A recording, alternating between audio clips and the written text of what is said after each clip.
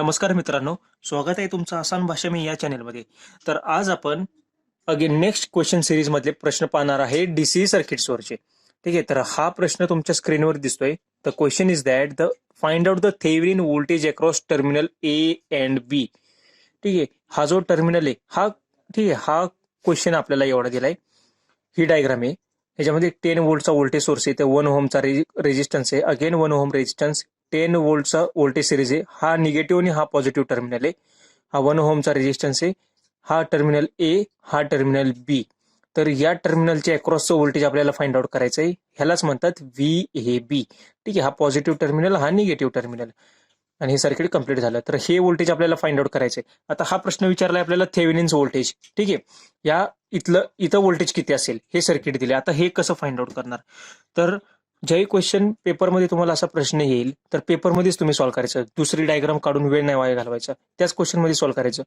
तुम्ही पहिल्यांदा काय बघणार, तर तुम्हाला सांगतो, हे ओपन सर्किट आहे. हा व्होल्टेज सोर्स नाही बरं का, हा व्होल्टेज सोर्स आहे. हा व्होल्टेज सोर्स आहे, हे पूर्ण ओपन आहे. हे दोन टर्मिनल काय आहेत? ओपन आहेत. जर दोन टर्मिनल ओपन असतील तर यातनं करंट फ्लो होईल का बरं? करंट फ्लो असा नाही होणार, कारण की हे ओपन आहे. म्हणजे इथूनच करंट इकडे येणार नाही. या रूटने करंट येणार का? नाही. म्हणजे हा जो 10 व्होल्ट सोर्स आहे, हा जो करंट पाठवणार आहे, हा करंट असा येणार. हा इकडे करंट जाणारच नाही. करंट इकडनं असा फ्लो होणार, फक्त या लूपमध्ये फ्लो होणार. हे कळलं तुम्हाला? करंट इकडे का फ्लो नाही होणार? समजलं की इकडे सर्किट कम्प्लीटच होत नाही ना. हे ब्रांच काय आहे? ओपन सर्किट आहे. जिथं ओपन सर्किट असेल तिथनं करंट फ्लो होणार का? नाही करंट फ्लो होणार. करंट फ्लो होण्यासाठी कंटिन्युअस पाथ लागतो, बरोबर. किंवा जरी तुम्ही असं म्हणाल की हा करंट इथनं तरी येईल, या 1 ओहम मध्ये तरी येईल, असं तुम्हाला वाटेल. काहीच नाही. करंट पहिल्यांदा काय बघतं की इथनं सर्किट क्लोज होतंय का, हे पहिल्यांदा चेक करतं आणि त्यानंतर ते फ्लो होणार.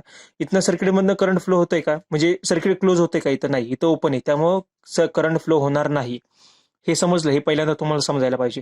आता हे ओपन सर्किट आहे, म्हणजे ह्या ब्रांचमध्ये या हा जो व्होल्टेज सोर्स आहे, हा पण काही करंट नाही प्रोव्हाइड करणार. आणि हा जो 1 ओहमचा रेजिस्टन्स आहे, हा यातनं सुद्धा काही करंट फ्लो नाही होणार. हा 10 व्होल्टचा सोर्स आहे, हा फक्त करंट या लूपमध्ये फ्लो होणार. ठीक आहे, मग जर मी केव्हीएल लावला, ठीक आहे, आता हीच डायग्राम मी इथे अगेन ड्रॉ केली तुम्हाला. आता असा या लूपमध्ये जर मी केव्हीएल अप्लाय केला, ठीक आहे, हा करंट आहे, तर ह्याचं इक्वेशन कसं येणार? पहिल्यांदा बघा, हा करंट असा घेतलाय ना आपण, म्हणजे करंट असा येतोय, असा झूम करूयात. पहिल्यांदा -10, इथनं आला, इथं पॉझिटिव्ह निगेटिव्ह. आता इथं पण मी पॉझिटिव्ह निगेटिव्ह असं कन्सिडर करतोय. ठीक आहे, एंटरिंग टर्मिनल मी करंटचा पॉझिटिव्ह धरलाय. परत करंट असा येतोय, परत हा इथं एंटर येतोय, म्हणून इथं एंटरिंग टर्मिनल मी पॉझिटिव्ह धरलाय, बरोबर. -10 प्लस ह्याच्या या 1 ओहमच्या अक्रॉसचं व्होल्टेज काय? V is equals to I into R. ठीक आहे, हे म्हणजे आय म्हणजे करंट, ह्यातलं करंट काय? I इंटू त्याचा रेजिस्टन्स किती? 1 इंटू 1 प्लस हा प्लस. ठीक आहे, हा प्लस, यातला करंट किती? I इंटू याचा रेजिस्टन्स 1 इज इक्वल्स टू 0. मग अगेन काय आलं?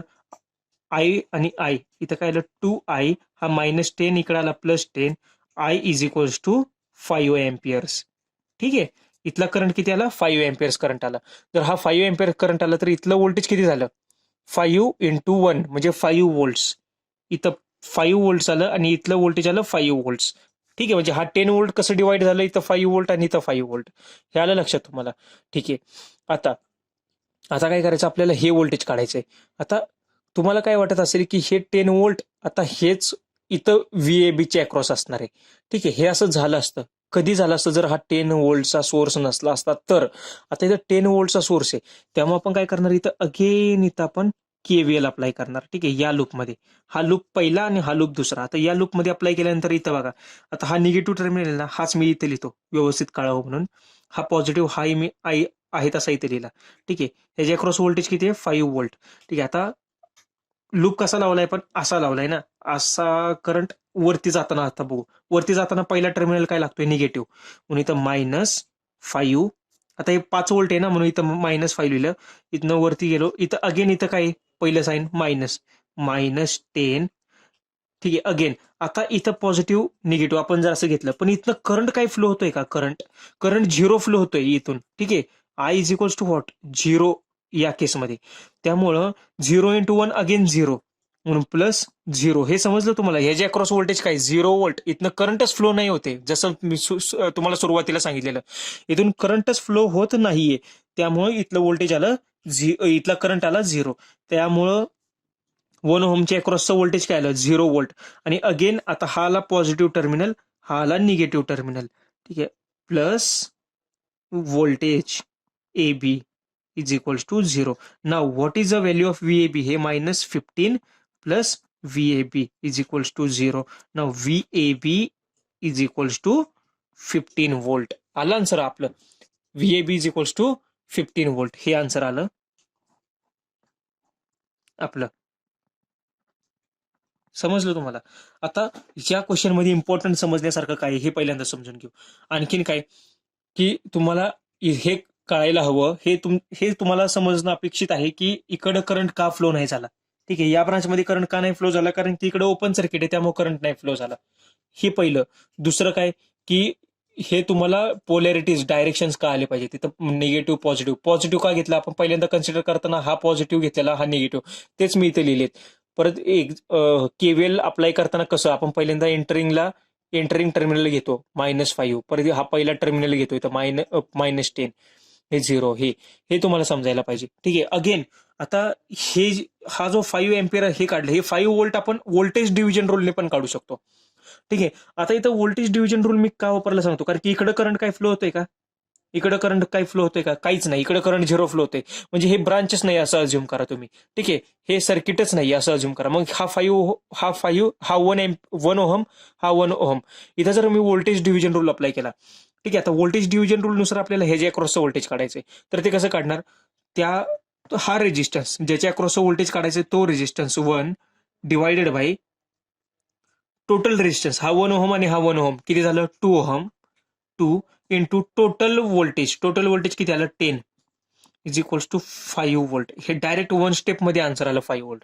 पण म्हणलं तुम्हाला समजणार नाही, कारण की इकडे तुम्ही परत म्हणणार, पण हे ऍक्च्युली हे जरी आता समजलं तर हे नेहमी नाही वापरू शकत. जर इथं करंट डिवाइड होत असेल, म्हणजे इकडे जर करंट जात असेल तर ही मेथड नाही वापरायची करंट व्होल्टेज डिव्हिजनची. आलं लक्षात. तर त्यावेळी केव्हीएल वगैरे वापरायचं, की आपण करंट प्रॉपर डिवाइड कसं होतोय ते बघायचं आणि त्यानुसार फाइंड आउट करायचं. ठीक आहे, तर हा क्वेश्चन होता. VAB आपला आन्सर आला 15. Option number B is the right answer, 15 volt. ठीक आहे, तर आता आपण नेक्स्ट क्वेश्चन बघूयात. Next question is what, calculate the value RL that will give maximum power. ठीक आहे, नावात आपल्याला काय सांगितलंय की calculate value of RL that will give maximum power. ठीक आहे, Pmax आपल्याला फाइंड आउट करायचंय. हा व्होल्टेज सोर्स जी पॉवर प्रोव्हाइड करणार आहे, त्यावेळी मॅक्सिमम पॉवर RL ला जाईल, त्यावेळी RL ची व्हॅल्यू काय असेल. ठीक आहे, ही व्हॅल्यू काढायची. म्हणजेच इनडायरेक्टली आपल्याला काय मॅक्सिमम पॉवर ट्रान्सफर थेरमचा हा क्वेश्चन आहे, आणि त्यावेळी आपल्याला हा RL काढायचा आहे. जसं मी तुम्हाला सांगितलं, मॅक्सिमम पॉवर ट्रान्सफर थेरम मध्ये आपण RL काढताना आपण काय करतो, व्होल्टेज सोर्सला शॉर्ट सर्किट करतो, करंट सोर्सला ओपन सर्किट करतो. आता मी काय केलं बघा, हे व्होल्टेज सोर्सला मी तर शॉर्ट सर्किट केलं. ठीक आहे, हे झालं काय शॉर्ट सर्किट, हे मी ते लिहिलं. आता हा 40 ओहम आहे तसा, 20 ओहम आहे तसा, आणि हा 60 ओहम आहे तसा. आता आपल्याला काय करायचंय, फक्त हे फाइंड आउट करायचंय, लोड रेजिस्टन्स किती हे आपल्याला काढायचंय. आता हे तुम्हाला हे तुम्ही बघू शकता, हा टर्मिनल आणि हा टर्मिनल, इथं लक्ष द्या. या 20 ओहमचा पॉईंट इथं कनेक्टेड आहे, 20 ओहमचा पॉईंट इथं कनेक्टेड आहे. अगेन 40 ओहमचा पण इथं कनेक्टेड आहे, 40 ओहमचा अगेन इथं कनेक्टेड आहे. म्हणजे काय, हे 40 ओहम आणि 20 ओहम हे काय झालं, पॅरलल कनेक्शन झालं. म्हणून 40 पॅरलल 20 हे सॉल्व्ह करा. हे काय येणार, 40 इंटू 20 डिवायडेड बाय 40 प्लस 20 60. मग ह्याचा आन्सर काय आलं बघा बरं, 3 हे आलं बरोबर. हे ओहम हे झालं फक्त. आता हा कसं झालं सर्किट, हे असं आणि हे असं, हे सर्किट आपलं कंप्लीट झालं. आता हा रेजिस्टन्स आहे 60चा आणि हा रेजिस्टन्स आहे 40 डिवायडेड बाय 3. आता मला सांगा, इथनं बघताना हे दोन रेजिस्टन्स कसे आहेत, हे दोन रेजिस्टन्स सिरीज मध्ये आहेत. मग या दोघांची काय होणार, बेरीज होणार. मग आता हे तुम्ही आता ऑप्शन्स मधनं पण तुम्ही इलिमिनेट करू शकता. हे आहे का आन्सर, नाहीये. 60 ओम आहे का, नाही, कारण की 60 पेक्षा जास्त असणार आहे, त्याच्यामध्ये हे काहीतरी ऍड होते. 100 एवढं तर नाहीये. हे किती येते, 10, 40/3 करा ना, 13 पॉईंट समथिंग काहीतरी येते. ठीक आहे, मग 60 plus 13.33 is equals to how many, 73.33 ohms. Option number C is a right answer. ठीक आहे. मॅक्सिमम पॉवर व्हॅल्यू कधी मिळेल बरं? ज्यावेळी लोड रेजिस्टन्स हा इक्विव्हॅलंट रेजिस्टन्स असतो त्यावेळी मिळेल. म्हणून load resistance is equals to equivalent resistance. हा इक्विव्हॅलंट रेजिस्टन्स कसा काढला आपण? 40 पॅरलल 20 आणि त्याच्यामध्ये प्लस 60 ऍड केलं म्हणजे आपल्याला मिळालं टोटल आर इक्विव्हॅलंट आणि तो आला 73.33 ओहम्स. तर मित्रांनो, हे 2 क्वेश्चन आपण आजच्या सिरीजमध्ये पाहिले की ज्याच्यामध्ये काय होतं, थेव्हिनिन्स व्होल्टेज आपण फाइंड आउट केलं, त्याचप्रमाणे आर एल ची व्हॅल्यू आपण फाइंड आउट केली. नेक्स्ट सिरीजमध्ये आपण आणखीन क्वेश्चन बघूयात. थँक्यू.